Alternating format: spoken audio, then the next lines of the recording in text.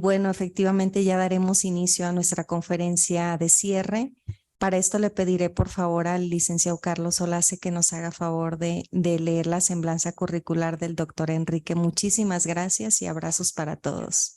Muchísimas gracias. Procederé a dar lectura a la síntesis curricular, breve síntesis curricular del doctor Enrique Cáceres, quien es licenciado en Derecho por la Universidad Nacional Autónoma de México, doctor en Derecho por la Universidad Complutense de Madrid, maestro en psicoterapia ericksoniana por el Centro Ericksoniano de México, cuenta con un postdoctorado en el Laboratorio de Desarrollo Cognitivo y Aprendizaje Complejo por la Facultad de Psicología de la Universidad Nacional Autónoma de México. También cuenta con diplomados en sistemas expertos y redes neuronales por el ITAM y sistemas complejos por el Instituto de Ciencias de la Complejidad de París. Diplomado en sistemas complejos y agentes por el Colegio de México, en complejidad y medicina por la Facultad de Medicina del UNAM. Cuenta con estancias postdoctorales en el Instituto Hans Kelsen del Instituto Antonio Sicú de Boloña, en el Instituto de Research et Etudes sur l'Information Juridique de la Universidad de Montpellier. Es investigador de tiempo completo nivel C en el Instituto de Investigaciones Jurídicas del UNAM e investigador nacional nivel 3 en el Sistema Nacional de Investigadores del CONACYT. Investigador igualmente en el Centro de Ciencias de la Complejidad de la UNAM, cuenta con premios como el Ignacio Manuel Altamirano por el Instituto, premio con la Cátedra Alfonso Reyes 2003 por la Universidad de La Soborna, el premio Magistrado Eduardo Villalobos por la Federación Iberoamericana de Asociaciones de Derecho e Informática, es ganador de la séptima World Complexity Science Academy Best Paper 2017 y fue beneficiario de la Plummer Fellowship 2017 por la Oxford University. Es conferencista en más de 16 países y cuenta con múltiples publicaciones.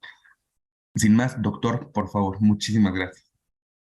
Muchísimas gracias, Carlos.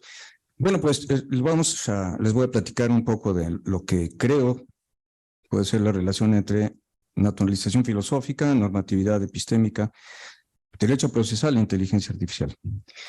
Y para empezar, el objetivo es mostrar de qué manera a través del constructivismo jurídico, en tanto que es un proyecto de filosofía jurídica naturalizada, se puede tratar de responder a problemas de normatividad epistémica mediante la inteligencia artificial aplicada al derecho y también de vincular a las distintas tomas de decisiones que pueden ocurrir a lo largo de un proceso.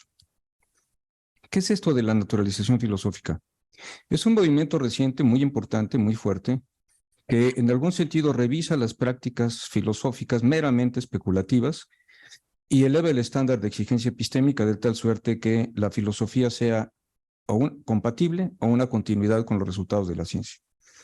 En ese sentido, por ejemplo, hoy nadie ya podría afirmar que dentro de la cabeza de la gente hay un homúnculo que es el que mueve nuestros procesos mentales. Para hacer filosofía de la mente hoy día necesitas tomar en cuenta los resultados de las ciencias cognitivas y de las neurociencias. El problema de la diversidad. La mayoría de los filósofos naturalizados suscriben una versión moderada de la filosofía naturalizada, porque si no caes en el terreno de prácticamente estar pretendiendo hacer ciencia. En lo que no hay consenso, es en cómo entender la tesis, no sé qué pasó, de la compatibilidad y continuidad. Debe haber sido algún naturalista al que no le gusta la... Santo Tomás de Aquino está por aquí. No, la filosofía no puede ser así. El debate está más bien en qué entender por continuidad. Y todo esto se vincula además con lo que yo califico como el problema de la diversidad. Primero, es imposible responder a la cuestión de la naturalización filosófica sin tomar en consideración a la ciencia y a la filosofía en términos generales. No podemos hacerlo así.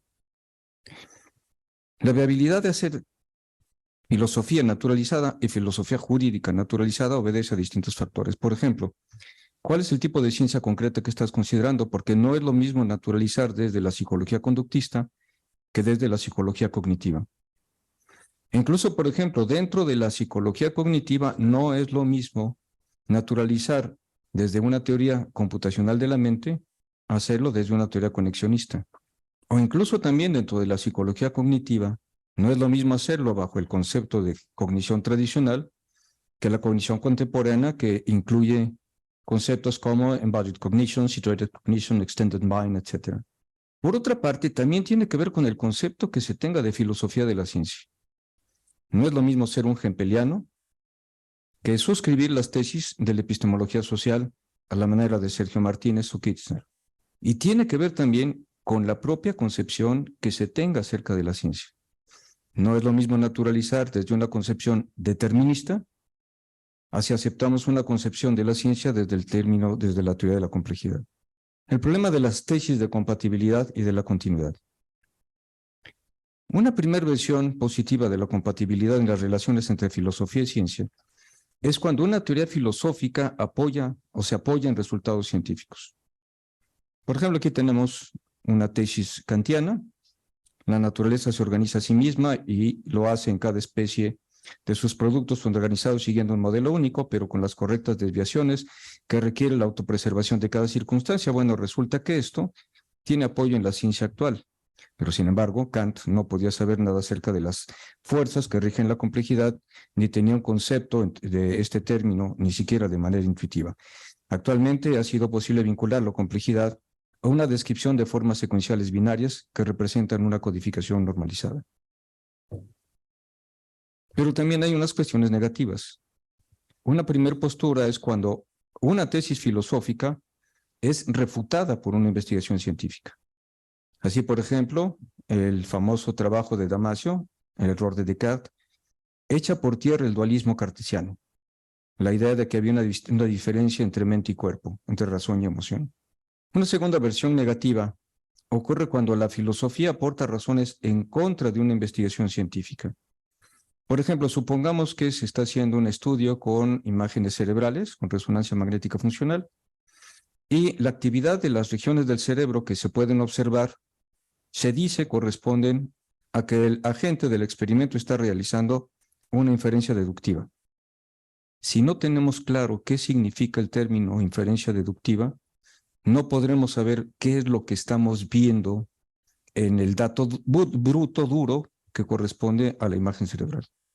La tesis de la continuidad. Una primera versión, una investigación científica se incorpora a problemas filosóficos. Por ejemplo, las investigaciones de Libet demuestran que existe una actividad subsimbólica inconsciente previa a la toma de decisiones conscientes. Desde luego, esto sostiene o es el sustento del determinismo en este neurodeterminismo y nos lleva a replantear teorías filosóficas acerca de la libertad. En una segunda versión, puede ocurrir que una teoría filosófica se desarrolle tomando como inspiración un desarrollo científico. Así, por ejemplo, Brian Leiter nos cita la influencia de Newton en la filosofía de Hume. Podríamos decir que toda la especulación acerca de la complejidad es un resultado de los productos obtenidos por la física cuántica.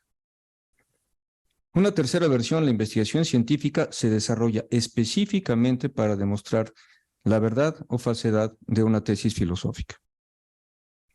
Por ejemplo, Dan Simon, que es un excelente investigador en psicología cognitiva aplicada al derecho, nos dice que una fuente de inspiración de él fue el modelo de Duncan Kennedy, y lo que él trató de hacer es mostrar si se justificaba o no epistémicamente a través de investigación experimental. Bueno, pues una propuesta de filosofía jurídica naturalizada que suscribe la teoría de los sistemas complejos como concepción científica, que abraza las ciencias cognitivas contemporáneas y que las integra en una propuesta es lo que he estado desarrollando desde hace varios años y a lo que llamo constructivismo jurídico complejo. Algunas de las nociones básicas acerca de esta propuesta. Bueno, partimos del supuesto de una crisis epistémica importante, tanto en lo que corresponde a la epistemología especulativa, preanalítica, como a la epistemología empirista ingenua. Y esto es relevante para el derecho porque cada una de las subconcepciones correspondientes a cada una de estas dos grandes epistemologías ha servido de base para concepciones filosófico-jurídicas distintas. Así, por ejemplo, en Grecia tenemos la escolástica, tenemos a la Antígona, la escolástica, la suma teológica, y en el caso de la epistemología empirista, tenemos al positivismo jurídico y a las posturas realistas, etc. Ambas no se pueden sostener ya como se sostenía previamente, como resultado de contraargumentos contundentes en contra del realismo metafísico que estaba con nosotros desde el siglo VI a.C. Esto ocurre gracias al movimiento del constructivismo epistémico, que en buena medida se soporta en los resultados de la física cuántica, que lo que nos muestra es que aquello que podemos percibir a través de los sentidos y servía para constatar los experimentos en la mecánica clásica, simplemente no opera para otro tipo de fenómenos y por lo tanto no podemos confiar como condiciones de verdad simplemente en nuestras percepciones sensoriales. Pues resulta que el positivismo tuvo un impacto transversal. A diferencia de lo que dice Kuhn, no estaríamos hablando de un paradigma científico, sino de un paradigma epistémico. Determinó el estilo de hacer ciencia en todas las áreas. Aquí tenemos, por ejemplo, a Claude Bernard, a Skinner y a Kelsen. Pero por referir solamente una crítica de revisión a los supuestos de la versión de empirismo ingenuo, que sostiene, en congruencia con el realismo metafísico, que podemos determinar la verdad de los enunciados a través de una teoría por correspondencia, pues tenemos simplemente este ejercicio en el cual tenemos la famosa copa y los dos rostros enfrentados. Pero fíjense que a través de ciertas instrucciones lingüísticas hay modificaciones en nuestros esquemas de percepción. Y yo los invitaría a que en la parte blanca vean ahora un alfil de ajedrez, que cambien ahora y vean a un peón de ajedrez, que cambien y vean un candelabro. ¿Dónde está la idea de que lo que perciben los sense data determina lo que es verdad? Si sofisticamos esto, entonces nos podemos imaginar que entramos a un laboratorio de biología molecular y que nos invitan a ver el microscopio electrónico criogénico. Si no tenemos formación en biología molecular, lo único que vamos a ver son manchas ininteligibles. Quiere decir que no es tanto que la realidad determine nuestras teorías, sino que son nuestras teorías las que determinan lo que podemos ver como real. Con respecto al realismo metafísico y cómo ha servido de soporte para algunas posturas en el ámbito de ciencia y filosofía de la ciencia, las tesis de los realistas o objetivistas científicos es que existen entidades en el mundo que existirían independientemente de la existencia o no de mentes que las pensaran. Así, por ejemplo, si no hubiera habido seres vivos, humanos, etcétera, las montañas estarían ahí, los ríos estarían ahí. Es debatible, pero no voy a entrar en ese punto. Lo que sí quiero es señalar que eso es imposible de afirmar en el derecho, por una razón muy sencilla. Y aquí me permito tomar los conceptos de John Searle, que nos dice que hay ciertos hechos en el mundo que solamente pueden existir, se pueden percibir, se pueden emitir enunciados acerca de ellos con condiciones de verdad con respecto a esos hechos, porque previamente fueron creados por actos de habla, particularmente por reglas constitutivas. Y el ejemplo tradicional es el ajedrez. No existirían hechos ajedrecísticos en el mundo, ni percibiríamos empíricamente las jugadas, ni haríamos aseveraciones con posibilidad de ser verdaderas o falsas, si no es porque previamente hubo reglas que constituyeron el juego. Y la tesis entonces es que el derecho no es otra cosa sino un sistema de reglas constitutivas. Son las que determinan la posibilidad de existencia o no de ciertos hechos jurídicos institucionales en el mundo, que por cierto también deconstruimos a través de derogaciones o a través de abrogaciones. Es decir, en el caso particular del derecho, no podríamos decir que los hechos existirían independientemente de cualquier mente que los pensara, porque sin reglas constitutivas y mentes que las piensen, simplemente no existen esos hechos. Bueno, tomando en cuenta, en consideración todas estas circunstancias, pues viene una propuesta de un cambio de paradigma al que yo llamo constructivismo jurídico. Es un enfoque tanto epistémico como teórico y metodológico, y ahora sí me permito subrayar naturalizado, mediante la integración de ciencias cognitivas contemporáneas, la teoría de los sistemas complejos, filosofía del lenguaje, teoría del discurso y teoría general del derecho. Su objetivo es actualizar nuestra comprensión de la incidencia del derecho positivo y la teoría jurídica en la construcción social de la realidad a través de agentes e instituciones, mediado a través de sus modelos mentales y de sus estados de cognición corporizada. En algún sentido es totalmente compatible con las tesis de Kant. Cuando Kant, ustedes recordarán, al inicio de la crítica a la razón pura, dice que es la realidad en sí, dice, quién sabe, nunca lo podremos saber. Afuera de nosotros lo único que existe es un noumeno que no se manifiesta. Y lo único que podemos conocer son los fenómenos, es decir, la manera en la que el nómeno se manifiesta en nosotros en función de las categorías a priorísticas del entendimiento. Bueno, como veíamos anteriormente al exponer las relaciones entre ciencia y filosofía, en este caso resulta que las ideas intuitivas de Kant tienen sustento en la física. Así, von Forster nos dice allá afuera no hay ni luz ni color, solamente hay ondas electromagnéticas. Allá afuera no hay sonido ni música, solamente variaciones periódicas de la presión del aire. Allá afuera no hay calor ni frío, solamente movimiento de moléculas con mayor o menor energía cinética y así sucesivamente. Y finalmente, con toda seguridad, allá afuera no hay dolor. Fíjense que buscando en la literatura encontré un pasaje de Kelsen que es muy poco citado, pero ancla perfectamente con su formación no kantiana. Y también es totalmente compatible con lo que acabamos de comentar. Así Kelsen dice, así como el caos de las percepciones sensoriales deviene cosmos, está hablando de la ciencia, gracias al conocimiento científico que le introduce orden, así la masa de las normas jurídicas generales e individuales establecidas por los órdenes jurídicos, es decir, el material ofrecido a la norma jurídica se vuelve un sistema unitario y coherente, esto es, un ordenamiento jurídico, gracias a la actividad cognoscitiva de las ciencias jurídicas. Yo solamente le cambiaría a Kelsen una cuestión. Gracias a la actividad cognoscitiva de los operadores jurídicos y de los juristas. Las ciencias jurídicas no tienen actividad cognoscitiva. Esa es una propiedad de la agencia humana.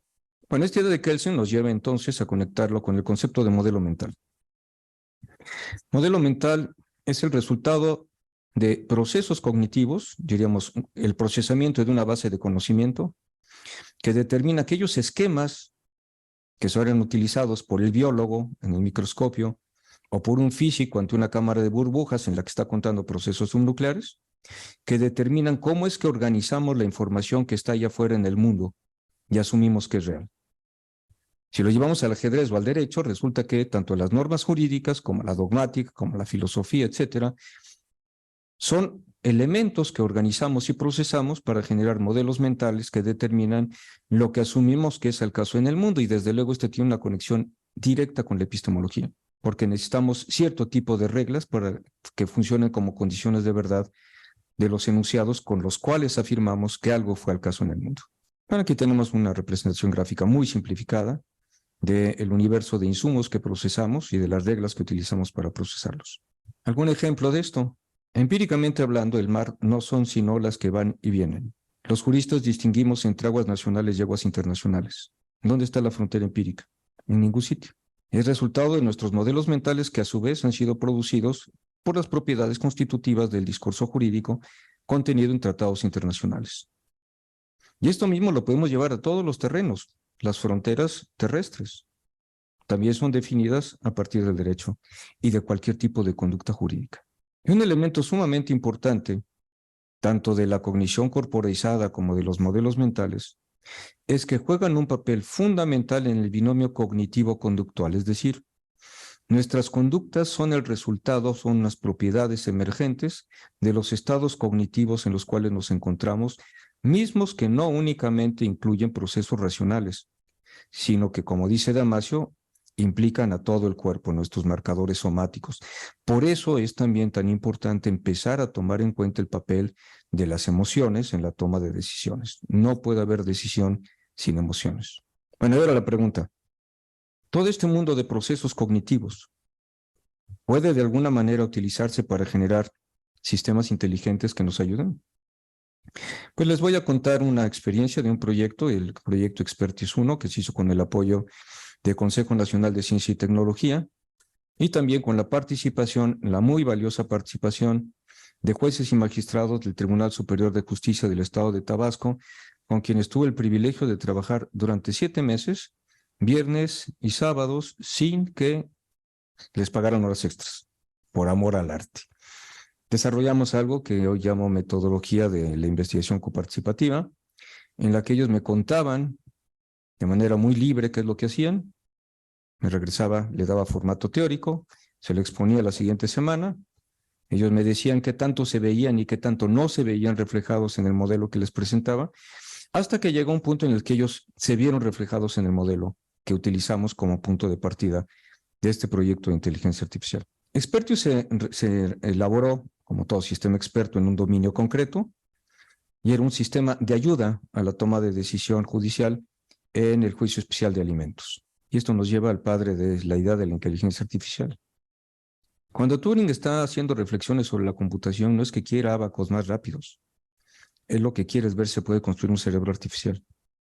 Y en un excelente trabajo que se llama ¿Puede pensar una máquina?, plantea esto, y ahí está el famoso ejemplo del test de Turing, en el que está un sujeto jugando ajedrez, por ejemplo, con un contrincante que no ve, que está en una habitación continua, pero en lo que sí puede ver es que ocurren ciertos movimientos en una pantalla que los comunica. El sujeto es derrotado, y si le preguntáramos, oye, ¿te derrotó alguien inteligente?, diría que sí. Dice Turing, y si le dijéramos, pero fue una computadora, y dijera que no, sería inconsistente. El sistema de cómputo pasó el test de Turing porque fue imposible identificar si era un humano o era una computadora. Bueno, hablar de si puede pensar una máquina tiene implicaciones filosóficas muy complicadas. Las computadoras son aparatos electromecánicos, nosotros somos básicamente bioquímicos, pero lo que sí podemos preguntarnos es si es posible que una máquina simule el pensamiento. Y aquí es donde entra la inteligencia artificial aplicada al derecho. Inteligencia artificial se puede entender como una rama de las ciencias de la computación dedicada al desarrollo de programas cuyos productos finales, de ser atribuibles a un humano, presupondrían procesos mentales inteligentes. Una muy breve panorámica evolutiva es que empezó con demostradores de teoremas, después pasó a juegos, posteriormente apareció el General Problem Solving, que fue un fracaso. Quería ser algo así como un oráculo que respondiera a cualquier tipo de problema, pero algo se aprendió, que tal vez sí podríamos hacer sistemas en áreas del conocimiento específico, especializado. Y de ahí surgen los sistemas expertos. ¿Cuáles son las ventajas de un sistema experto? Pues el conocimiento de un experto o de un no experto es público, teórico y tiene estructuras cognitivas iniciales. Por ejemplo, alguien que está saliendo de la carrera. Lo que no tiene es conocimiento heurístico, que es el resultante de la experiencia de resolver problemas y generar estructuras cognitivas prácticas que sean reutilizables y adaptables para casos posteriores. Es este tipo de conocimiento el que no nos puede explicitar un médico cuando le preguntamos, oye, ¿y cómo es que con 2 preguntas hiciste un diagnóstico certero? Cuando el médico recién egresado tiene que hacer una enorme cantidad de preguntas y muchas especulaciones. La respuesta del experto sería, no sé. Simplemente ya es un conocimiento que tengo estructurado a nivel del inconsciente. Ventajas de los expertos artificiales sobre los naturales. Los naturales son escasos, costosos, tardan mucho en desarrollar su conocimiento, se tiene calculado un promedio de 8 años, están limitados por razones de espacio, tiempo y saturación laboral. Imagínense una asesoría con un premio Nobel, pues ¿cuántas consultas podría él responder? Los expertos artificiales son potencialmente permanentes, económicos en su operación. Es posible modelar en poco tiempo el conocimiento acumulado en muchos años, y las nuevas tecnologías permiten reducir drásticamente limitaciones por espacio, tiempo y saturación laboral, y por si fuera poco, pueden también extender el conocimiento de un experto humano. Cuando el experto humano se muere, se lleva su conocimiento con él. En el caso de un sistema experto se puede quedar, pero no solo eso, puede seguir siendo alimentado por otros expertos. La metodología general de un sistema experto es la definición de dominios o subdominios, definición de los problemas, identificación de los expertos, adquisición del conocimiento, su representación, y esto es el trabajo del teórico del derecho. Aquí es donde se tiene lugar la construcción de una teoría jurídica computacional. No puede haber inteligencia artificial sin una teoría jurídica computacional previa. Después de eso viene ya la fase interdisciplinaria con el trabajo de programación, prototipo y validación. Y es importante resaltar aquí que estamos hablando de cierto tipo de inteligencia artificial, la conocida como la Good Old-Fashioned Artificial Intelligence, que lo que utiliza es la representación del conocimiento de expertos. La nueva inteligencia artificial, la que utilizan Amazon, etcétera, es diferente, ya no utiliza representación de expertos. Son algoritmos matemáticos altamente sofisticados, pero que presentan una serie de desventajas. No podemos seguir cómo tomaron sus decisiones. En el caso de esta primera inteligencia artificial, podemos monitorear qué es lo que ha hecho el sistema. Los grados de colaboración pueden ser la sustitución del experto. Piensen ustedes un experto sobre maridaje entre vino y lo que vas a preparar como comida. Definición de problemas, ayuda a la definición de problemas y ayuda a la toma de decisiones. Expertise corresponde a este último, ayuda a la toma de decisiones. ¿Cómo definimos inteligencia artificial y derecho? Es una disciplina que pertenece a la teoría jurídica contemporánea, que permite o que da las bases para el desarrollo de sistemas cuyos resultados, de ser atribuidos a un humano, presupondrían el razonamiento de un operador jurídico. Este se vincula con distintas clases de problemas. Tenemos problemas convergentes tipo 1, con solución única y conocimiento determinado de antemano, por ejemplo, un rompecabezas. Tipo 2, solución única, estado de solución no determinado, pero determinable, por ejemplo, los cálculos matemáticos. Y tenemos divergentes. Propiedades, solución de múltiples razonables posibles, estado de solución determinable de manera decisional. Y aquí es donde está el derecho. Aquí no tenemos una sola decisión de antemano, aunque lo diga Dworkin, ni tampoco tenemos la posibilidad de la certeza absoluta de cuál era la única manera de resolver un problema. El problema en el cual está centrado expertos. Bueno, pensar en la eficiencia de las instituciones judiciales implica la satisfacción de una serie de condiciones. Primero, que la resolución de los casos tenga que ver con la instanciación adecuada de los casos con los modelos mentales técnicos de los operadores jurídicos, no que se vayan por la libre. Esto se conecta con que no haya dispraxis, y dispraxis en dos vertientes. Dispraxis por negligencia, que puede incluir falta de capacitación técnica, dispraxis por corrupción, dispraxis por sesgos cognitivos, básicamente, pero hay un elemento muy importante también y que se vincula con el aprovechamiento de la experiencia, no solo personal, sino institucional. Sabemos que hoy día muchos operadores judiciales tienen redes informales de consulta en las cuales se están preguntando cómo podrían resolver algún caso, e incluso he tenido el gusto de colaborar con algunos magistrados, uno de ellos especialmente brillante, Demetrio Cortés, y es curioso, es como una especie de oráculo caminante, porque conforme uno va caminando por los tribunales le van preguntando cómo resolverían los casos. Bueno, esto nos lleva a poder pensar que las decisiones judiciales institucionalizadas corresponden al trabajo de una mente colectiva que puede ser paraconsistente. Paraconsistencia se refiere a la propiedad de que no hay patrones de decisión coherentes ante las mismas condiciones. De hecho, hay una lógica paraconsistente. Una misma persona en un mismo contexto puede tener respuestas diferentes para la misma situación y eso implicaría que está actuando de manera paraconsistente. Si llevamos esto a nivel de una institución pensada con una mente colectiva, resultaría que las distintas decisiones de los operadores judiciales pueden estar generando paraconsistencia institucional, lo cual puede llevar incluso a contradicciones y a generar entropía, entendida esta como una falta en la certidumbre acerca de el funcionamiento del sistema. Por desde luego sería idóneo tener un mecanismo que permitiera compartir el conocimiento heurístico, ese conocimiento derivado de la experiencia, cuando los jueces se han enfrentado a tener que resolver cierto tipo de problemas donde la creatividad es imprescindible, más allá de la aplicación simple de la ley. Bueno, aquí está la definición de inteligencia artificial aplicada al derecho que había comentado previamente. Aquí están algunos datos de la comunidad que nos dedicamos a inteligencia artificial y derecho. Un dato sobre la diacronía de los temas de la inteligencia artificial a lo largo del tiempo. Y ahora sí vamos a ver expertos. De estos problemas que he dicho, que son las condiciones para un adecuado funcionamiento de las instituciones judiciales, expertos se centra básicamente en tratar de disminuir la entropía, es decir, negentropizar, compartiendo la experiencia derivada del trabajo de los jueces cuando resuelven problemas cotidianamente. El sistema consta de 3 módulos, un módulo tutorial, un módulo inferencial y un módulo financiero. El tutorial lo que hace es proveer la información desconocida por el juez para poder tomar una resolución. El módulo inferencial es el que estaría conectado con los problemas de normatividad epistémica, ya que es el que realiza los trabajos inferenciales. Y el módulo financiero tiene que ver específicamente con el tipo de caso que estamos analizando, que es en materia de alimentos. ¿Por qué es relevante? Cuando platicábamos con los jueces acerca de qué problemas tenían, uno que referían todo el tiempo, no sabían cómo determinar la pensión alimenticia provisional. Cuando apenas está iniciando el juicio, la ley decía conforme a las necesidades de uno y las posibilidades del otro.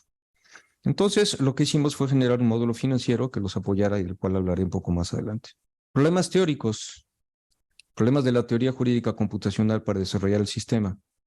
Primero, licitación del conocimiento, es decir, ¿Cómo obtengo ese conocimiento heurístico equivalente al que el médico nos dice ya no sé cómo lo hago? ¿Cómo lo estructuro y cómo lo represento? La representación del conocimiento en expertos. Algunos de sus supuestos, los recuerdo, es que somos sujetos que procesamos y organizamos la información de cierta manera y el objetivo es ver cómo podemos representarla. Para eso desarrollé primero unos esquemas de argumentación dialógica y derrotante, que después dieron lugar a esquemas argumentales. Esto se conectó con una representación del conocimiento superveniente derivado de los procesos no conscientes de los jueces. Los diagramas de argumentación dialógica y derrotante. Esto es lo que representa, digamos, el léxico iconográfico, en el cual pues, tenemos un círculo que representa las proposiciones, una flecha que representa el flujo inferencial, el cuadrito que representa a las pruebas que soportan a las proposiciones, presunciones que en este caso no representé, proposiciones antimemáticas que tampoco por lo poco usuales que son, argumentos convergentes que corresponderían a una estructura conjuntiva y argumentos divergentes que corresponderían a una estructura de disyunción. Noten ustedes que hay flechas enfrentadas. Esas flechas enfrentadas son las que están representando la oposición dialógica. Una manera sencilla de ver cómo opera es con este ejemplo que no es tomado del derecho mexicano, es tomado de otro de los países de América Latina, en el cual si hay ingratitud por parte del acreedor en contra del deudor alimentario, el deudor alimentario se libera de la obligación alimentaria. Noten ustedes que tenemos azul y rojo, son los contendientes, por una parte, son los contendientes. Ahí tenemos los círculos que representan a C, D, E, muchas gracias, que son las proposiciones, están conectadas con los cuadritos F, G, etcétera, que son las evidencias que están soportando las proposiciones y que tienen entre ellas una oposición dialógica. Bueno, vamos a ver, C es una afirmación de hubo un compromiso social. La pregunta es, ¿y eso cómo lo soportas? Bueno, con una invitación a la fiesta. ¿Qué responde G? Es falsa. ¿Y cómo soportas que es falsa? Te presento una prueba pericial de que esta fue hecha después. D dice, expresó palabras de menosprecio. ¿Y cómo lo pruebas? Por una testimonial que dice que expresó esas palabras. ¿Qué es lo que dice J en contra de esto? Es falso. ¿Y cómo lo soportas? Pues con una testimonial que establece que sí hablé peyorativamente, pero no contra mi cónyuge. Tenemos E, que nos diría, lo escuchó la gente, ¿y cómo lo soportas? Con una testimonial, pues lo dijiste por micrófono. Y teníamos M, que dice que es falsa, ¿y cómo lo soportas? Con el resultado de un diagnóstico de pánico escénico. Si ven ustedes, hay unos números al lado de los cuadros que están representando los pesos epistémicos de las pruebas. Conforme a los pesos epistémicos, podemos ver quién derrota a quién. Así vemos primero, azul tiene 8 de peso epistémico contra 4, derrota, pasa a gris, 7 y 3, pasa a gris, 9, 5, pasa a gris, y finalmente derrota B. Tuvimos no propiamente un problema, pero llevaba mucho tiempo hacer estos esquemas de argumentales. No había software para poderlo hacer rápidamente. Y entonces lo que pensé es que podríamos hacer una representación alterna. Y de ahí surge esto que doy a llamar tablas de oposición dialógica y derrotante. Tiene los mismos elementos que el esquema. Ustedes pueden ver actor y demandado en cada una de las partes. La proposición y contraproposición. Una proposición probando sería P y la contraria sería no P. En sentido vertical descendente tenemos las pruebas que soportan a la proposición, incluso pruebas que soportan a las pruebas, pruebas que soportan a razones o razones que atribuyen peso a las pruebas. Y en sentido horizontal lo que tenemos es representada la oposición dialógica. Lo que se encuentre en el mismo renglón opuesto quiere decir que representa una oposición dialógica que en los diagramas anteriores representamos por las flechas encontradas. Se pueden realizar distintas tablas de oposición dialógica y derrotante por cada una de las proposiciones que se afirman y tienen que ver con los elementos de una estructura normativa. Con base en esto, consideramos el razonamiento judicial como un sistema complejo multiescala. En el nivel superior o superveniente, si lo que emerge de otro tipo de procesos, encontraríamos las tablas de oposición dialógica y derrotante. Pero resulta que estas, a su vez, son el resultado de otro tipo de procesos por virtud de los cuales se configura la tabla y se asignan los pesos epistémicos. Ahora, ¿dónde se encuentra la producción de estos pesos epistémicos? Y esto ya ocurre a nivel subveniente, es decir, a nivel del conocimiento experto de los jueces. Es de esta manera que el conocimiento experto de los jueces es el que va determinando cómo se configura la tabla y los pesos epistémicos y, en todo caso, el procesamiento que se hace de la tabla para determinar quién gana. Si, por ejemplo, en alguna etapa del proceso no se admite una prueba, eso tiene un impacto al final de la decisión. Su vinculación con el derecho procesal. Pues podemos dividir un proceso considerándolo como un eje diacrónico con cortes sincrónicos, y en cada corte sincrónico puede corresponder una fase, y así como el derecho es el resultado de reglas constitutivas que determinan la posibilidad de ciertos hechos en el mundo, resulta que la propiedad constitutiva del derecho también determina la posibilidad de cierto tipo de dinámicas cognitivas que se activan en función de la etapa procesal correspondiente y también determina los procesos comunicativos posibles. A cada una de estas fases, entonces, corresponde a la realización de ciertas tareas o subtareas cognitivas. Tareas que a su vez pudieron haber tenido que enfrentar problemas en la práctica y para los cuales la comunidad judicial ha encontrado soluciones. Un prototipo de interfaz. Y como verán ustedes, Expertius está pensado para brindar apoyo en todas las fases del procedimiento, pero centrándonos en lo que hemos llamado la zona crítica correspondiente a la audiencia, podríamos encontrar, por ejemplo, un diálogo de este tipo. ¿En cuál de los siguientes supuestos se encuentra su caso? Cónyuge demanda cónyuge. También podría haber demandado a concubino, por ejemplo. ¿En cuáles de las siguientes pruebas pretende justificar su afirmación o un acta de matrimonio? Recuerden ustedes el esquema argumental. ¿Qué valor le darías a esta prueba? Yo le doy pleno. ¿Qué dice el demandado? Refuta la afirmación. ¿Cómo la refuta? Nos dice que el acta es falsa. ¿Cuáles de las siguientes pruebas él presenta? Una grafológica. ¿Qué valor le darías a esta prueba? Un peso medio. ¿Cuál es la postura del actor respecto a la prueba pericial? Presenta una pericial en contrario. Afirma que la firma es auténtica. ¿Qué valor de verosimilitud le darías? No sé. Y aquí es donde se activa el módulo tutorial. ¿Requieres asistencia? Sí. En términos generales, se suele asignar un valor pleno a este tipo de prueba cuando el perito que la practica concluye que concurrieron las siguientes circunstancias. ¿Te las explica? Reconduce la pregunta. Ahora, ¿qué valor le das? Alto. Con base en la ponderación probatoria realizada por el sistema, se considera que la afirmación sobre el estatus del cónyuge de la parte demandada puede considerarse verdadera, pero sujeta a vinculación probatoria, debido a que no constituyó prueba plena. Y aquí tenemos un ejemplo muy rápido del módulo de navegación respecto a las distintas fases del procedimiento. Por ejemplo, fijación de la litis. Aquí están las tareas cognitivas: admitir la demanda, determinar la pensión provisional, la administración de la contestación, etc. Este es el problema principal que tengo que resolver: determinar la procedencia de una suplencia de la queja. ¿Cuáles de los siguientes problemas se te presentan? El actor no menciona exactamente dónde trabaja el demandado. De acuerdo con el conocimiento de tus colegas recabado en el sistema, en esta circunstancia lo que procede es que en materia familiar quieres oficio a la empresa, dependencia gubernamental, al ISSSTE, a la Comisión Nacional de Valores, etcétera, etcétera.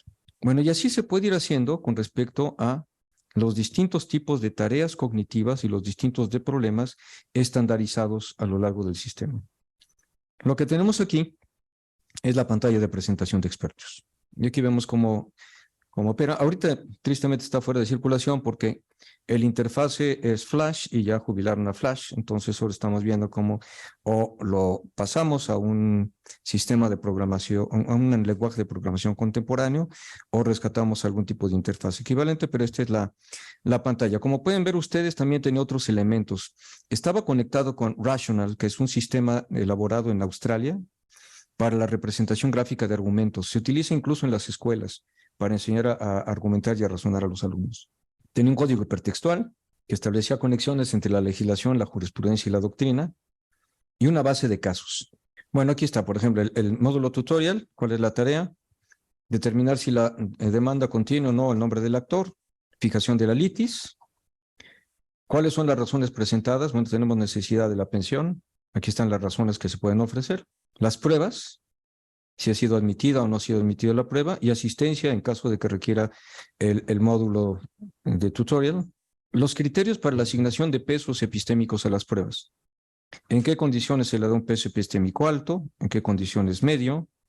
¿En qué condiciones bajo? ¿Y en qué condiciones no se le da valor alguno? El módulo inferencial, entonces, ya lo que hace es, el propio sistema funciona como un analista experto y hace la representación de las tablas de oposición dialógica y derrotante. Así encontramos, por ejemplo, que el actor de un simple golpe de vista, pues derrota al demandado porque el demandado no tiene ningún tipo de prueba que soporte su proposición. Y vemos incluso cuáles fueron los pesos epistémicos atribuidos por el actor a las pruebas presentadas.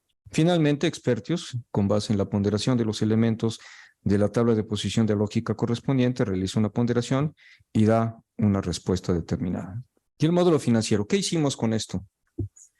Pues para resolver este tema, el área de investigación aplicada del instituto, hicimos un trabajo interdisciplinario, les pedimos que hicieran una investigación sobre canasta básica y cuáles eran algunos de los marcadores o indicadores que nos pudieran dar una idea de, respondiendo cierto tipo de preguntas, cuál era la capacidad económica del sujeto para poder asignar la pensión provisional. Finalmente sucedió algo muy curioso. Resultó que cuando veíamos cuál era la fijación de la pensión alimenticia provisional y vimos cuál era el salario mínimo que tenían, era imposible otorgarlo. Entonces, indirectamente el sistema sirvió para darnos cuenta de una incongruencia entre lo que establece la capacidad de quienes tendría que dar la pensión alimenticia y lo que exigiría el sistema en función de las necesidades de la familia.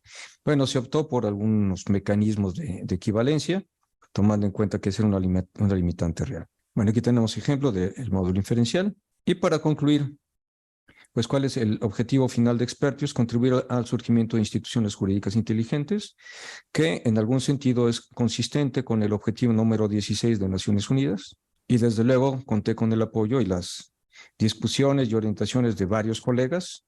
Aquí están colegas de distintas universidades: Andrew Stranieri, de Australia, Burkhard Schaeffer, mi querido amigo Burkhard de Edimburgo, Henry Praken de Alemania, John Selesnikov, también australiano, Kevin Arley de Estados Unidos, Thomas Gordon y de Holanda, Thomas Gordon de Alemania, Tom Van Engers y Trenchford Capon de Inglaterra. Y pues básicamente esto es, y aquí está el equipo de investigación que participó en la elaboración del sistema, incluyendo a mi hija Odette en el soporte gráfico. Pues esto es todo lo que tendría para comentarles. Muchas gracias y quedo a su disposición para preguntas, para dudas, comentarios, etcétera. Carlos, ¿nos puedes comentar, por favor, si hay algún comentario o alguien que quisiera hacer alguna pregunta para el doctor Enrique, por favor? Perdón, no tenemos ninguna pregunta, tenemos felicitaciones y comentarios positivos acerca de la presentación, pero no tenemos ninguna intervención. Bueno, muchísimas gracias, Carlos. Ya prácticamente tenemos que ir cerrando nuestro evento. Quisiera, doctor, no sé si gustaría señalar algo antes de que iniciemos con el cierre de la mesa. Bueno, ya del evento. Pues sí, me dio mucho gusto ver lo que ocurrió en esta mesa y una vez más felicito le iba a decir a la doctora López Olvera, pero doctora López Olvera y Patti por esta iniciativa. Y quisiera pues ver si entonces podemos dar pasos firmes y los invitaría a que las ponencias que han presentado las enviaran por escrito y publicáramos algún trabajo, algún libro aquí en el instituto.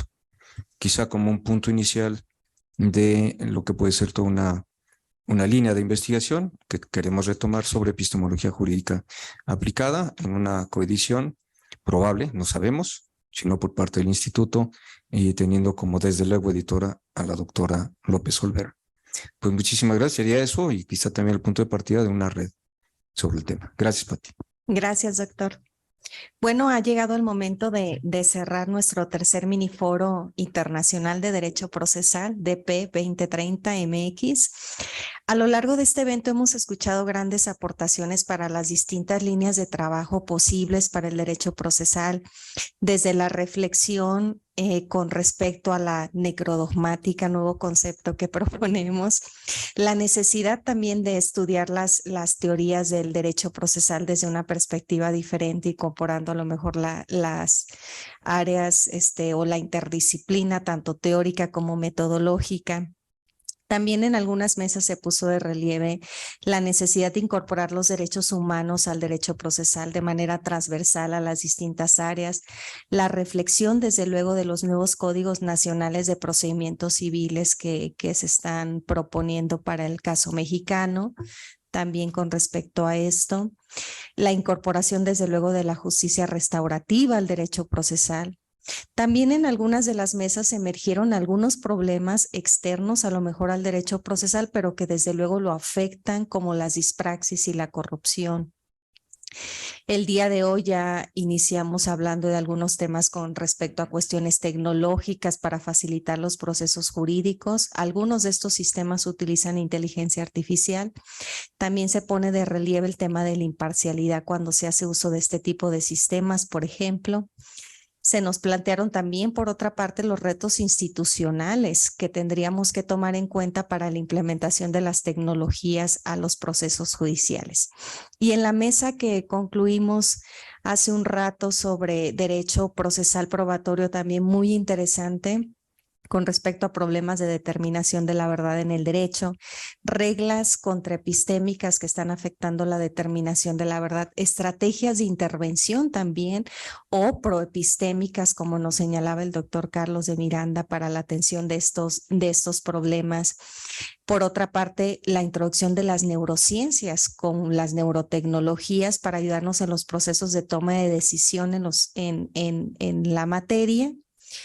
Información de calidad también para la toma de decisión que nos planteaba el maestro Julio César, y retos del derecho probatorio en general que también son muy, muy interesantes, retos en materia de epistemología, y ahí entra desde luego los problemas de valoración de la prueba, ponderación, establecimiento de estándares probatorios, como también se hacía referencia en la conferencia magistral del día de ayer, que inicialmente hablamos de estándares probatorios en materia penal, pero necesitamos el diseño de estándares probatorios para las distintas materias, y no solo las distintas materias, sino para distintas fases procesales en las que nos encontremos, que también habría que tomar en cuenta.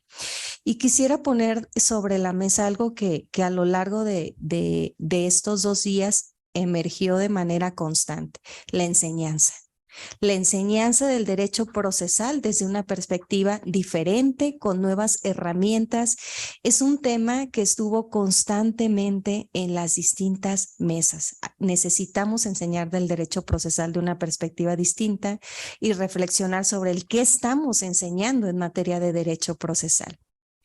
Sumándome a la propuesta del doctor Enrique Cáceres, también me voy a permitir ir elaborando un documento para delinear, digamos, los distintos subproyectos de trabajo que podríamos ir implementando, y con muchísimo gusto yo creo que se los compartimos para ver a cuáles les gustaría sumarse. Bueno, ya me despido, no sin antes también agradecer a las personas que hacen posible este evento, además de ustedes, los ponentes participantes y los asistentes que nos han acompañado tanto de manera virtual como presencial. Quisiera agradecer a la maestra Alejandra Caballero, jefa del Departamento de Eventos, que contribuye en gran medida a que esto se haga posible, y a la gente que colabora desde luego también con ella, a Paola, a Gerardo, a Fernando, a Edith, Carlos, de manera especial a Marijose López, que ha estado con nosotros aquí presente apoyándonos también, y desde luego al licenciado Carlos Solace, quien ha estado ya desde inicios de mes apoyándonos en un evento tras otro durante todo el día. Entonces ya lleva bastantes semanas de trabajo. Muchísimas gracias, Carlos. Y bueno, no me queda más que agradecerles y desde ya convocarlos para el próximo año, siendo la 1:47 de la tarde del día 29 de noviembre, damos por clausurado este tercer miniforo internacional de Derecho Procesal, una agenda para el futuro. Muchísimas gracias a todos y todas.